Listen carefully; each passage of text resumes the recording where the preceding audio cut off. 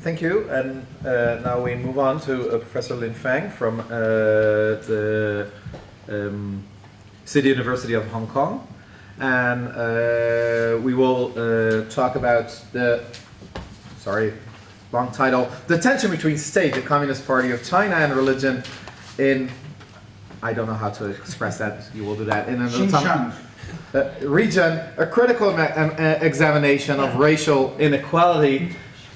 And thank you very much. Thank you. I would first like to thank the organizers for inviting me here. And this topic actually, the field of law and religion, is something new to me, as I mentioned to Matt yesterday. My interest in this arises from my research on the autonomy of the 5 autonomous regions in China, including this one, Xinjiang Uyghur Autonomous Region, and Tibet. And from that research, I realized that religious freedom is actually the most important issue if China wants or can deal with the autonomous issue in the 5 regions properly. They have to deal with the religious freedom issue properly. So this paper is based on the problem that is, it's recognized there is widespread racial inequality in Xinjiang Uyghur Autonomous Region between the ethnic Han Chinese and the Uyghurs. So the paper really wants to find out the reasons why there exists widespread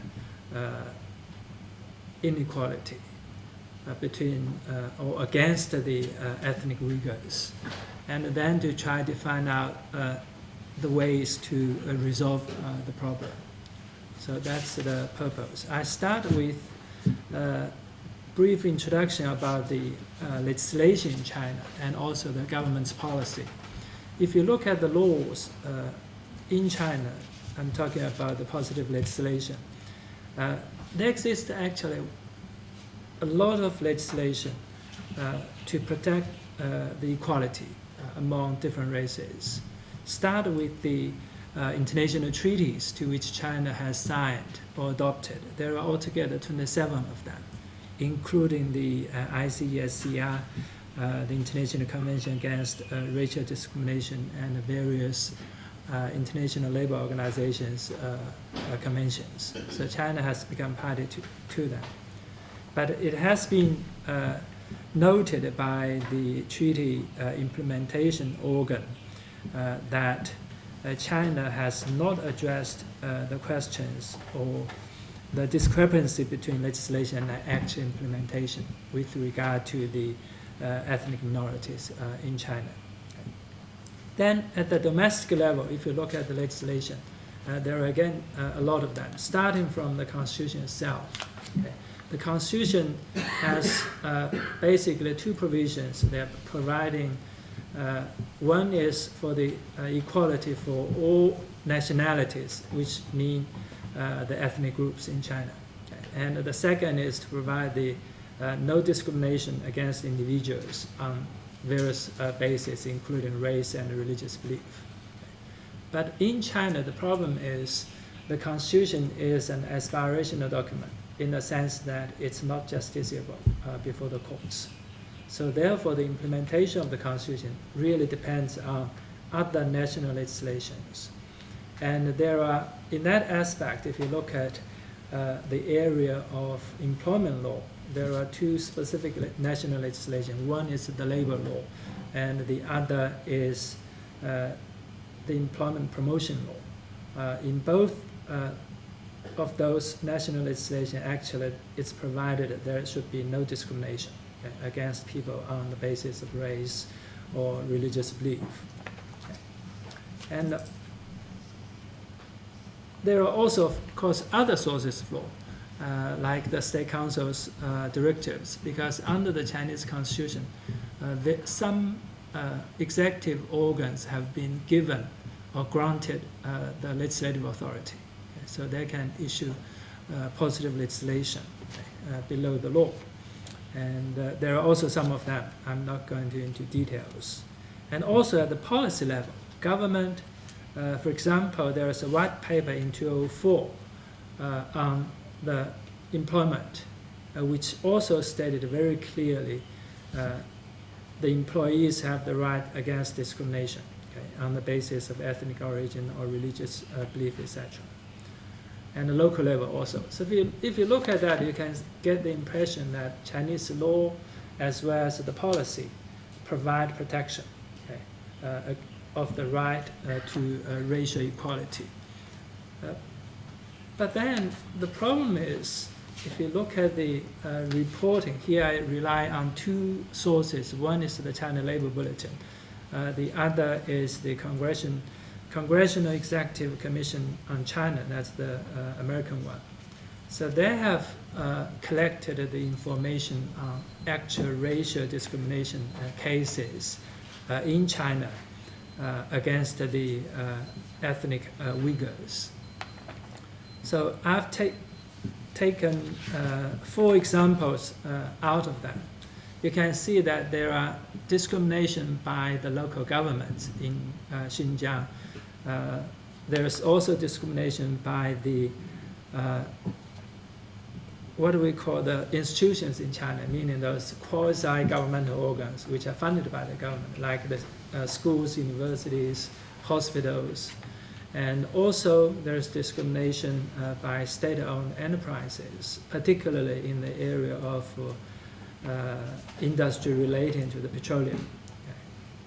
Okay. And the last is, of course, in the private enterprises. There's also exists widespread discrimination practice against the Uyghurs. Okay. So those are, of course, specific examples listed by them. I'm not going into details of that. But then if you look at the whole picture in Xinjiang, and you will see in China, in the last 3 decades, the economy has developed very rapidly. So as a result of that, the whole country's urbanization has developed. So for the whole country, now a bit over 50% of a population are living in the urban areas or urbanized.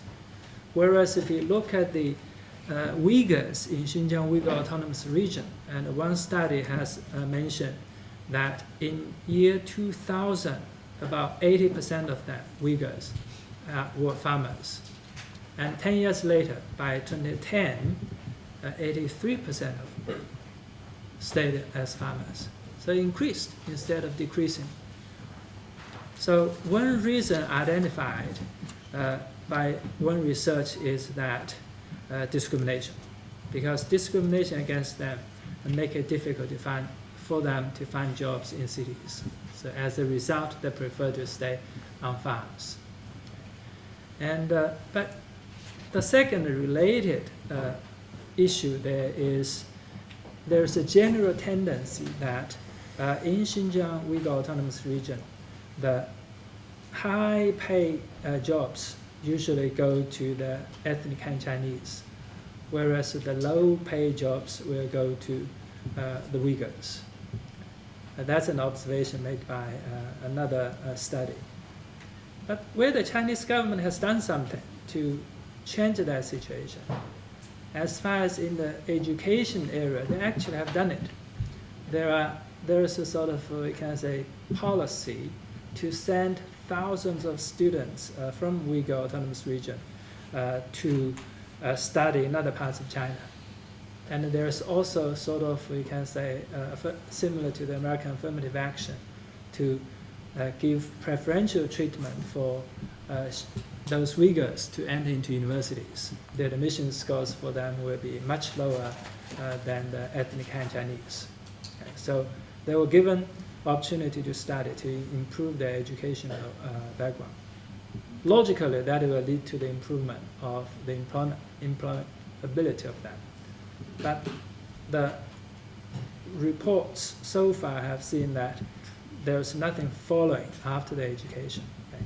Actually, those Uyghurs who received better education also found it difficult to find jobs in other parts of China as well as in Xinjiang Uyghur Autonomous Region. That is actually against the party's policy.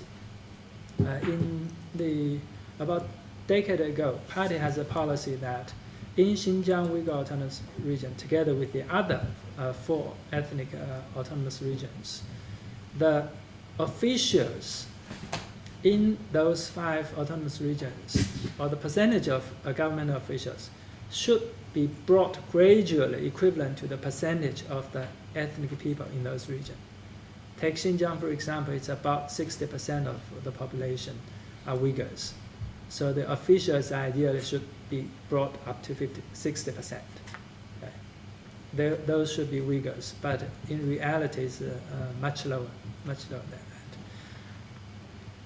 So those, you can see the Uyghurs, they have not really benefited from the rapid economic development. And the discrimination or racial inequality is one issue there. But what's the reason? Why there is such widespread racial inequality in employment in Xinjiang Uyghur Autonomous Region?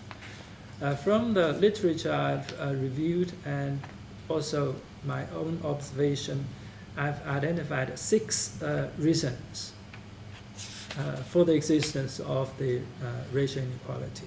One is quite obvious, ineffective implementation of law and policy. So they have not been properly implemented, the laws and the policies. And the second is that the government, or some government policies which actually promote the continuation of discrimination. And as argued by some scholars that preferential treatment can actually strengthen the group identity elsewhere in the world, and the same in Xinjiang. Communist Party or Chinese government has 2 specific preferential treatments for the Uyghurs or all the ethnic minorities. One is in education area, and the second is in family planning area, because China had the one-child policy for many years, only stopped, I think it was last year. So for ethnic Han Chinese, they can only have 1 child. Okay. Whereas for the ethnic minorities, they can have 2 or even more. Okay. Actually, in the rural areas, there is no restriction for ethnic minorities. So that's one policy which will bring a sort of, you can say, differentiation there. And the second kind of policy is the repressive policies adopted by the Chinese government, particularly after the 9/11 and also after the 2009 violent conflict happened in Xinjiang between the Uyghurs and Han Chinese. Hundreds of people died in that conflict. So after that, the government have adopted or taken quite a few repressive policies targeting those, what they call the terrorists, okay, or those religious extremists.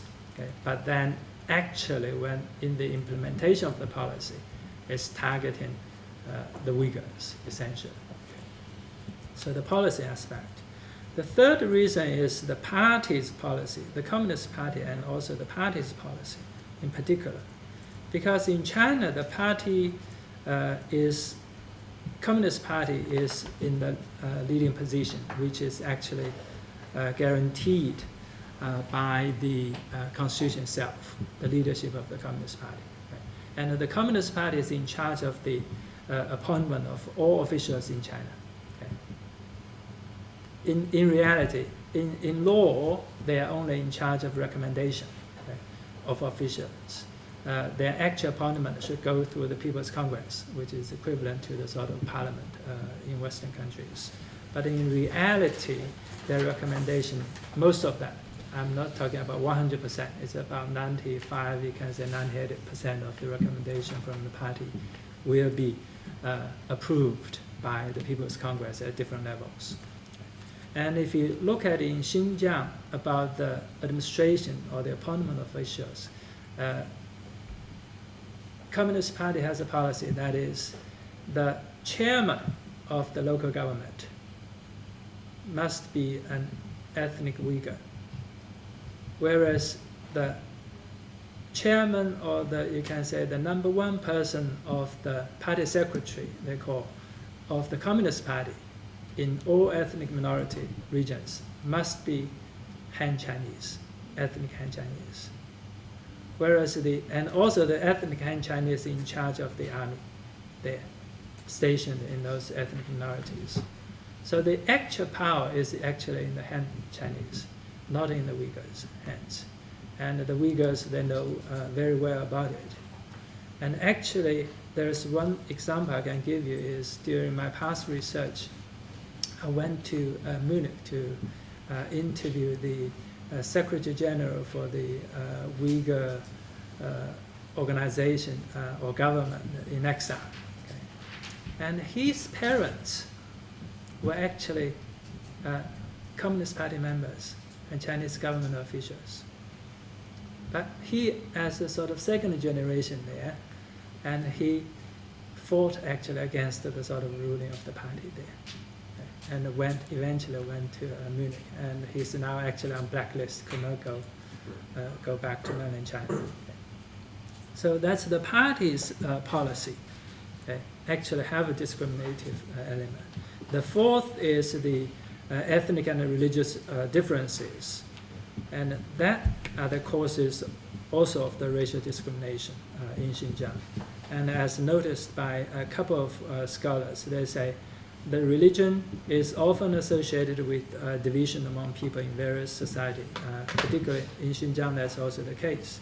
And the religious differences are emphasized as a key divider between the the Uyghurs and ethnic Han Chinese.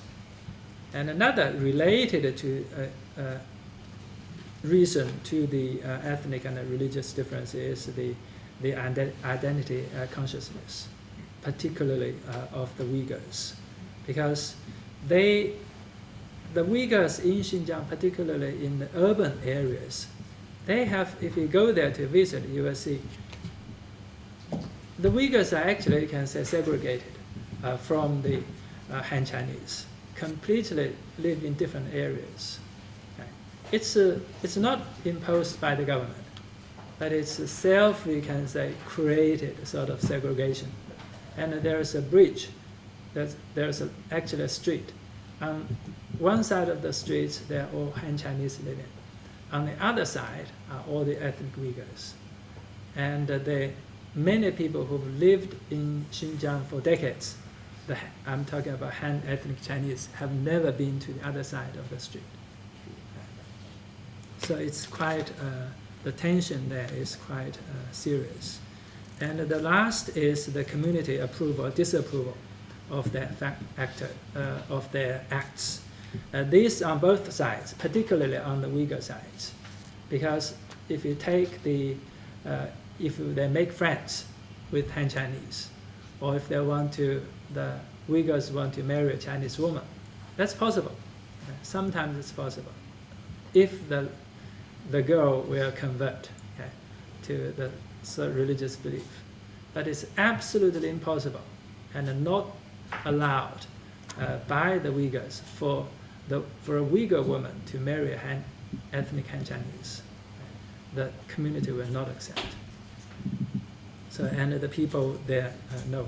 So all those factors have contributed to the sort of, you can say, racial inequality in employment. Of course, in particular cases, some of them will contribute, but not all of them will happen in one case. So then, how to resolve the issue? I've argued that the obvious way to do it is, of course, through the sort of the normative approach. That is, to make sure the laws are consistent with international standards and ensure the effective implementation. But will that be enough? And I argue that it's not sufficient to do that, because China is not a liberal democratic state. It's a one-party state, and with a unique constitution setting under which the leadership of the CPC is actually guaranteed. So therefore, essentially, it's whether there will be racial equality depends very much on the Communist Party itself and also its policy. Okay. Also the political will of the Communist Party. Okay. and whether the will is there is questionable. I will come to it in a minute to explain why. So if it's not enough, then what's the next they should do? And I argue that if you look at the 6 reasons I've identified, the last 3 are all related to the ethnic and religious belief. So religious belief and or religious freedom is the issue which has to be dealt with properly in China and also in Xinjiang. But the problem there is the Communist Party itself is an atheist. And also it does not allow its members to have any religious belief. So if you want to join the Communist Party, you can't have any religious belief. Okay? If you want to have religious belief, then you don't join the party. But then if you want to become an official in China, the very first condition they will look at is whether you are a communist member. Though there are some, you can say about, I would say maximum 1 to 2% of the positions are kept for those people without any, who are not Communist Party members. Because at each governmental organ, you must have one person, official, who is not a Communist Party member. So they will choose some there. But for the majority of officials, if you want to be officials, you have to be party members. So then for the local Uyghurs, the issue arises. Most of them have religious belief. Okay? They believe in Islam. Okay? But then if they want to get promotion, become officials, they have to say, I don't have religious belief. Then you can become Communist Party member. You can join the party, then you can become officials. So if you talk to the local people in Xinjiang and also in Tibet, you will see that at home they have something to worship. Okay? But when party Han people, ethnic Han Chinese, go to visit their home, they will hide it, put it somewhere. Okay? So there's a sort of twist. Okay? They say to the party, I don't have religious belief in order to become officials. But in reality, they have. So it's a sort of conflict, you can say, between the atheists and the theists there. And that's an issue. And of course, the violence issue I've mentioned. And also my personal feeling when I paid a visit to Xinjiang is that because most ethnic Han Chinese people, they don't have religious belief. Okay? So those officials, when they go there, they were not, I wouldn't say they had the intention to discriminate against people when they say something or insult their religious belief. But what they say will be interpreted as a sort of offensive to the Uyghurs. Very often there are, because I went there, I was accompanied by 2 local officials, the Han ethnic Chinese. When we visited the old city in the southern, the Kashgar, and they said something, it's too less developed and the Communist Party is building a new city for them, why they still need to live in the old city is totally unbelievable and less developed, etc. So you can see that the guide, who was a local Uyghur, will look at that, but wouldn't say anything. You can see the sort of, that definitely will be interpreted as something against oppressive, or you can say offensive to them. So that issue, I think, the religious freedom issue has to be dealt with properly. But how to deal with it properly, that's something actually I come here to learn from all you guys, to see how that issue can actually be dealt with, religious freedom. Because eventually, I think, at the heart, it will go to the party. Okay? The party has to get it resolved. Okay? And then, will that solve the problem, assuming that the religious freedom will be granted? Okay? Will that solve the problem? And I've argued in the paper that it will not. Because here I've taken the Professor Stephen Tierney's argument from his book, Constitutional Law and National Pluralism. Because if we go to talk to the Xinjiang, the Uyghurs there, a lot of them, I wouldn't say all of them, a lot of them actually have a demand for the recognition of their national identity. And many want to have a separate state, So they're fighting for the sort of identity there. If you look at the history of Xinjiang, actually up to 1944, in the 20th century, there are two occasions. One was in 1933, the other is 1944. They established the East Turkestan Republic twice. So only after the Communist Party came into power in 1949, and then with the pressure from former USSR, they become, right, I'll finish in a minute. Okay. Then the Xinjiang Uyghur Autonomous Region was returned, you can say, to China and became an autonomous region of PRC. So they have a strong desire for the recognition of their national identity. And according to Tierney's argument, he studied the Scotland, Quebec, and Catalonia and their situation. And he has argued that in certain countries or certain states, what he argued, there exists more than one nation, okay, like Scotland and Quebec and Catalonia. They're separate nations.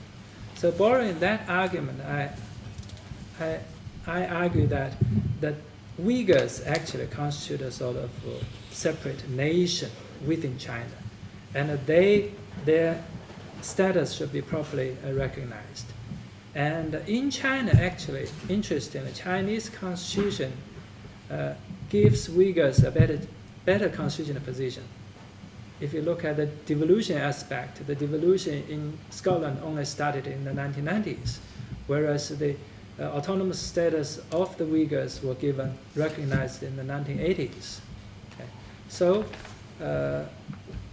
I think if we want to resolve the racial inequality in Xinjiang Uyghur Autonomous Region, we have to go do those three things together. Okay, I'll stop here. Thanks.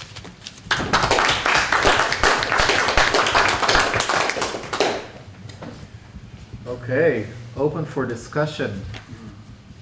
Joel. Thank you. Really just a fascinating introduction for someone who doesn't know very much at all about any of this. So thank you. It was really interesting.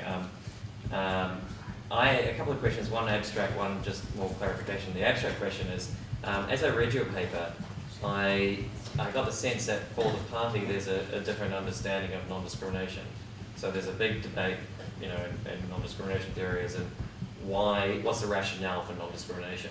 You see a lot of theorists might talk about identity interests and so on, the ability to fulfill your own identity or determine your own identity and so on. But I got the sense from here that there's maybe different rationales for non-discrimination. I just wondered if you could expand on that, what you think from the party perspective, for instance, is the underlying reason for non-discrimination. And then my second question, more narrow, you said that to be a member of the Communist Party, you have to have no religion. I just wondered whether how that works out in practice and whether it does. So my hypothesis, which is probably wrong, is that there'd be some practices that go on for party members in home life and so on. I don't know various kinds, but is that true or is it actually quite an enforced atheism? Right.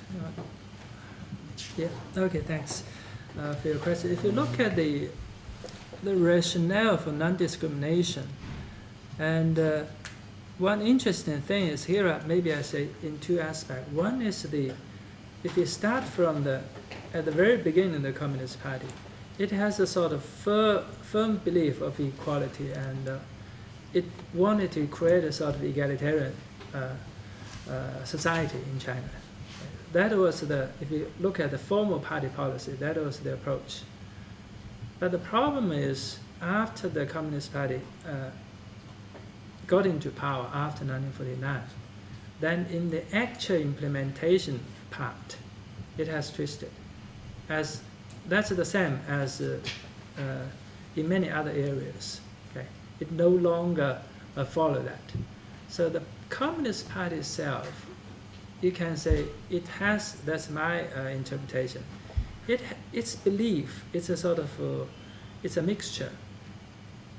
Part of the Marxism, you can say ideology, emphasize the equality and egalitarian. And the other part is from the traditional Chinese feudalism, okay? Because they treat themselves as the leaders in the country. Okay? So there, if you can say the rationale of their egalitarian or the equality is coming actually from the Marxism. Okay? But in the sort of reality, they don't really have actually implemented. I don't know whether I've answered your first question. The second part, if you look at the work, the sort of the policy of atheism or atheist, they started from the very beginning, have it very clear. Communist Party members, we don't believe in any religion. Okay? Don't believe in any religion. And they actually want, how should I put it? So they started, if you look at the very beginning of the Communist parties, that was actually the belief, you can say, of the Communist Party members. But then later on, if you look at the nowadays among the Communist parties, you may ask whether that's the case. And I don't have statistics, but I'm quite sure that that's not the case. And many Communist Party members may believe in Buddhism. In the ethnic autonomous regions, they have other Islam or the others. It's quite possible. And I think the percentage is not small. Not small. Yeah, it's interesting to hear these two papers together because I've often wondered if the OIC is using race to bootstrap its religion claim, making and giving it a racial aspect to strengthen the religion. But actually, it sounds like in this case with the Uyghurs, the party may be making it about nationality or race to sort of domesticate the religious angle. But if in forbidding religion to their members, it seems like they have some sense of the power of religion, and I'm wondering what that is. If maybe they realize that religion is not the opiate of the masses, but say the basis on which people can critique the state. Just a little quick example on this. We had a participant in our African conference from Zimbabwe, and one of the things I've been monitoring is the regulation of speech in Africa and whether that tends to affect religion more than other kinds of speech. And he said, well, not really unless you're criticizing the government. And in that case, religion will. But some religions, I'm a Protestant, so there's a history of Protestantism challenging the government. It's almost an article of faith in that sense. So I'm just wondering about the domestication of religion through nationality and race and what the Communist Party thinks religion is. What are they afraid of? In the ethnic minority regions, like take the Xinjiang Uyghur Autonomous Region, for example, the biggest concern for the Communist Party is secession. Mm-hmm. They want to become an independent state. And for some people there, the desire is, I think, has always been there. Because if you look at history, as I mentioned, it's not long. Okay, 44 they established their own country for a short while. So many local people, they have this. And the Communist Party was also concerned, if you go to there, is, I think the policy went fundamentally wrong is they actually prohibit the schools to teach any religion there. And also they don't allow the kids to go to the mosques there. And they want the teachers to implement. If there are some reporting that if the teachers, they find certain pupil from certain teachers go to the mosque, then the teacher will be penalized, reduction of salary or something like that. So the concern is that they use the religious, you can say, sites there to cultivate a sort of secessionist movement. See? Thank you very much. I apologize that I have had to be absent because of teaching responsibilities. But I must say that in historical perspective, it's not very surprising to me what's happening in China, because if you look, for instance, at Russia during the Communist Party rule, perhaps even today, but certainly under Communist Party rule, and other similar situations, you see, first of all, that there was wonderful constitutions and wonderful laws of equality, and there was absolutely no connection to what was happening in reality. This is certainly now in Israel, we have about 1 million people that were living in the former Soviet Union and came here, and they knew absolutely nothing about the Jewish religion, because in order to progress in Soviet society, you had to disassociate yourselves from religion, although it was clear in the Constitution that there was absolute equality. That's number one. Number two, in fact, in Russia under the Communist Party, clearly the Russian ethnic national group was dominating, and people of color of many other ethnic groups, although formally they had independent autonomous republics, they're part of the Soviet, so in reality, they were not equal to people from the ethnic Russian group. Thirdly, of course, ostensibly the ideology, not ostensibly, in fact, Marxism is against nationality in general, because only the workers of the world should unite on the class issue. In fact, however, the Russian national identity was very prominent, and now it's resurfacing under Putin, but in fact it was very prominent, and especially during the Great War. So the fact that there is an official declared policy and laws and an ideology of complete equality, even with, you have to give up religion, but it should not matter of what ethnic group you are. But in reality, in the Soviet Union, that was not the way. So I'm not very surprised, and as far as I understand, the situation obtains also in Tibet and other areas. So it's not, I mean, in fact, I will just end my comment by saying that I'm very impressed at your courage to come out and say this. For us, yeah, we are okay. We're in Hong Kong, so. It's easier. Not on the map. Debbie? Fascinating presentation on a topic I really knew nothing about. I just had a question, just a very specific question for clarification, that you talk about the segregation between the two groups in terms of housing, in terms of intermarriage. But then you had mentioned at the beginning that affirmative action in education seems to have been successful. Has the affirmative action in education led to any kind of sort of mixing and socialization between the groups in a manner which has decreased discrimination? Not really. If the affirmative action policy has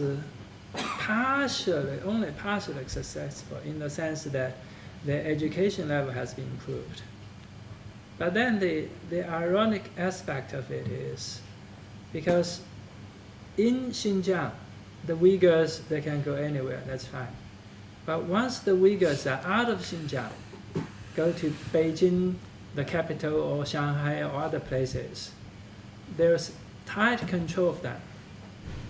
To everywhere they go, they need to show their identity card. Of course, for other Han people, they also need to show. But then, actually, there's a clear monitoring by the public security over the Uyghurs, because they were afraid they would take some terrorist action somewhere, which happened in the last few years already. So party is not that successful. Actually, once the Uyghurs are outside Xinjiang, they can feel much stronger the sort of, you can say, difference between them and the ethnic Han Chinese people. They feel more discrimination sometimes, in finding jobs and the others. So eventually they may prefer to go back. Sure. Any more? Yes. It's a very fascinating presentation, and as I told you yesterday, I really enjoyed reading the paper. I just have one clarification in connection with the comment that was made. I'm not very sure that China can be compared with the Soviet Union, because at least now, since my, in the context, I believe they recognize 5 religions, and there is some recognition given to certain kinds of places of worship. And also, they are basically trying to interfere in the appointment of the next Dalai Lama and the various kinds of spiritual heads. So in some ways, they probably do recognize that religion is sort of important. But what I'm curious about is the kind of tension between recognizing religion and also sort of denying people the right to practice religion. It seems to me a bit contradictory. And I was wondering whether it's anything to do with the nature of the Chinese state and the nature of law and the nature of society itself, in terms of the fact that you're looking at a non-discrimination law as being, the impetus for this. But I'm wondering whether there's any kind of, if there's any point in looking at that, because law in a communist state is very different. It's not law in a democracy. So what would we say about this in the context of the social structure of Chinese society? Would you think that that actually reflects much more social structure than being a point about law? And just a very minor clarification I want to ask you based on the discussion. Do ID cards in China specify religion or ethnicity, or would you have any clue about the person's ethnicity? Sorry, or what's religion? the second question? Does the identity card of any Chinese citizen specify religion or ethnicity? How would you know a person is Uyghur or Han Chinese? Would the You look person? at him. Yeah. Usually from the, answer the last question first, from the name. Really? Yeah, Okay. the name, because the Uyghurs, they have different Chinese, the Han Chinese characters. Usually it's 3 characters Right. or 2 characters. You can easily tell from the name. Yeah. And the first question, that one is, yes, I think essentially here the party, Communist Party wants absolute control in the country. So their concern is, if you look at those, it's true, 5 officially recognized religions in China, they're recognized. And the people actually need to be appointed by, you can say, parties actually mainly behind it. So who will be appointed as the bishop. And so it's the party, not the internal, you make the decision. So the party's concern, for example, is if they have, the religious group have autonomy, then they may fight for power with the Communist Party. That's the concern. That's why, for example, the relationship with the Vatican can't go ahead. There's a sort of deadlock there.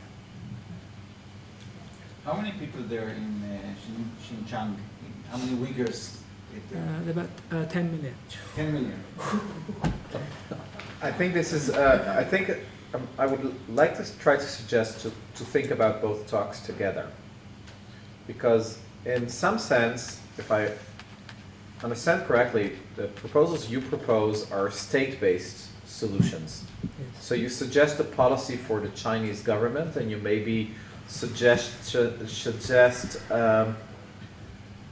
viable choice for the local community to organize in ways that might be palatable by the Chinese and the Communist Party. But there is another option, which is to internationalize the issue, either under human rights or under Islamic political organization like the IOC. And I think that on the other side, this example of yours challenges part of the ideas and ideology of the IOC, because it focuses on states and only in a kind of patronistic way, takes care of Islamic minorities in China. But, you know, an Islamic minority of 10 million people in China, that could be two Islamic states elsewhere.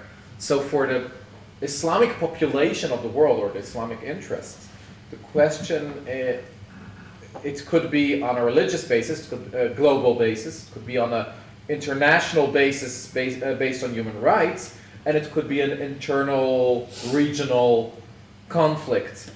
And I think that in thinking about religion and equality and taking this as a test case, I think it's a very interesting test ground or test case to either open up or. Yeah, I think you know, you're touching on an area that's really interesting. Number one, how come the Independent Permanent Commission isn't talking about the rights of Uyghur Muslims in China, right? They don't know about it. Are they not aware of what's They haven't read the article yet, right?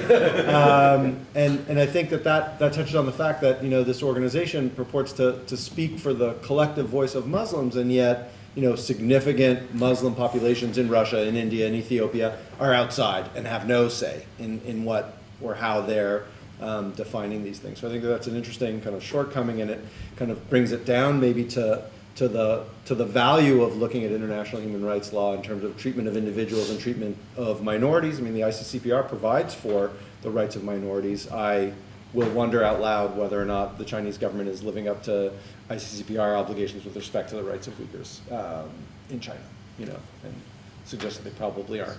Or it'd be a for joint article, maybe. Yes? Yes? You wanted to respond? Okay, yes. To build on your question and to bridge it to Tzvi's observation, what I took Tzvi's observation about Russia to mean is that you can't just look at the law in the books, but what really matters is how it's implemented. And Russia was just an example of you know, great law in the books, but really on the ground something else. And jurisprudence, there is some very compelling jurisprudential theories nowadays make the claim that if you really want to know what the law is, you have to understand how it's implemented, how it's enforced, which makes a lot of sense to me. And as to that, you know, that turns on facts on the ground that have to do not only with governmental policy, but social expectations and cultural attitudes. And, you know, if I look back to the United States and what happened in order, for example, for substantial inroads in discrimination against blacks to be accomplished. The law and government played a big role, but there were also all sorts of you know, changes at the social interrelation level between people, and I don't know if Chinese society sort of gives room for that or allows that. But, you know, my first place to look to think about solving the problem would not be international, because I don't actually know how many international interventions have been successful, but just trying to understand like what room there is within China for, you know, for facilitating relations between people, and, you know, that kind of stuff, which also involves looking to the enforcement of positive law that's there. But you know, what about those kinds of social factors? How would it play out in China? Right, thanks. The social organizations now, the government and also the party actually also have a pretty tight control over the social organizations, particularly when they're relating to the political rights, and which may affect, like Tibet and Xinjiang Uyghur Autonomous Regions, the sort of stability and the future of the region. Mm-hmm. The social groups now are quite active in certain areas. Take, for example, particularly environmental issues, for example. And actually, they have been given the sort of status to bring actions, public interest litigation cases in China.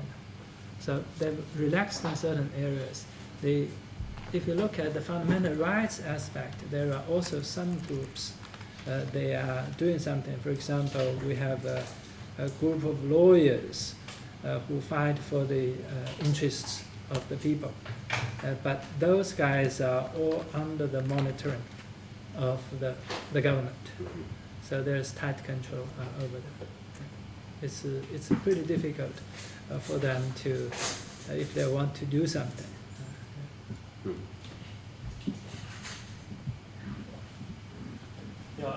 I really appreciated that paper as well. There's many things in it. A little bit part Chinese as well, so it's maybe a bit different. But anyway, yeah, it seems to me these two papers are sort of the converse or obverse of each other in terms of models of religion-state relations. On the one hand, the Islamic one is obviously theocratic, where the state is in the service or subservient to religion.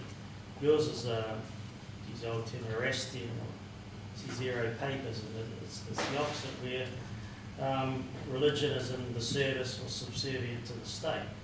But the commonality seems to me that in both international human rights laws and conventions are basically an irritant to them.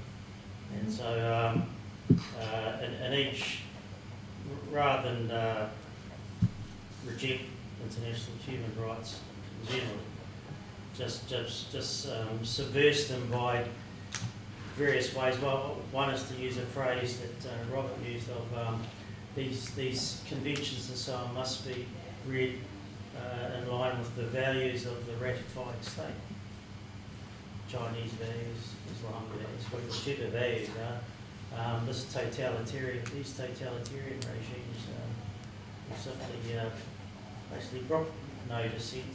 So human rights just gets read down accordingly.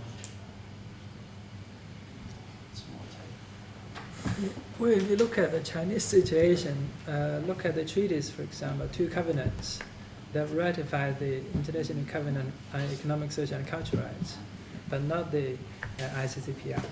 So the ICCPR they've only signed but not ratified so far. I think they're pretty. The main concern there is actually the implementation. So domestic law they can control, but once if they ratify the ICCPR, then you have an international organization to monitor your implementation of the ICCPR. That's something I think the Communist Party doesn't really want to have happen. Coming back to what you said, Amos, I think international 2 aspects I think is possible. Okay, international treaty is looking at the fundamental rights aspect. That depends on whether they do a join. And if the constitutional has rights there, as he has rightly commented, and but not in reality they are implemented. So the political will of the ruling party is not there yet to implement those fundamental rights. Okay. So really what I want to argue is that if you look at the examples of other countries from the constitutional design perspective, those so different ethnic groups, and the more autonomy you give them, actually, the more it's possible to keep them within a single state. Otherwise, they will fight for the secession. I would maybe add one thought, is that we talked before about the difference between state law or categories and individual life. And I think that the examples in this session were that there is an article, I don't remember the name, Tailoring Constitutional Rights, which is about saying that at different scales, constitutional values work in different ways. So if you have a community, an individual or a community or a church, and here we have a mega scale of tens of millions, hundreds of millions of people in states that are empires in certain ways or totalitarian regimes in some ways, and it might be that constitutional law doesn't work or international law can't work or shouldn't work, this is a question, in the same way on different scales. That the analytical thought of unification of thinking about it is not the way to go. Okay, so thank you for this interesting session, and lots is here.